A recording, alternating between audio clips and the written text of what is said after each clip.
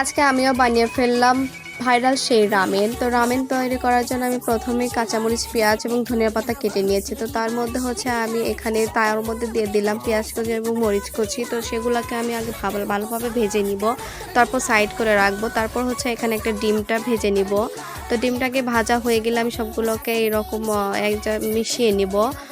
তো মেশানোর পর হচ্ছে এর মধ্যে আমি পানি অ্যাড করে দিব।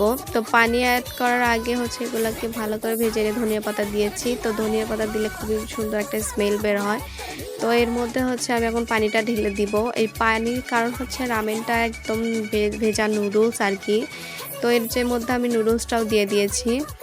তো আপনারাও এভাবে দিয়ে দিবেন। তো এবার দেখুন কতটা ভালো লাগছে দেখতে এবং অনেকটা সুন্দর স্মেল বেরিয়েছিল। তো তার মধ্যে আমার হয়ে গিয়েছে সেদ্ধ। তার মধ্যে লবণ দিয়েছি, আমি সস দিয়েছি, সয়া সস দেওয়া যায়, তো সয়া সস ছিল না। তো তার মধ্যে হচ্ছে মশলা দিয়ে দিলাম নুডলসের। তো এগুলোকে আমি ভালোভাবে লাড়াচাড়া দিয়ে মিশিয়ে নিব একসাথে। তো দেখুন আমার নুডলসটা প্রায় কমপ্লিট হয়েছে এবং final look. So bye bye, tata guys.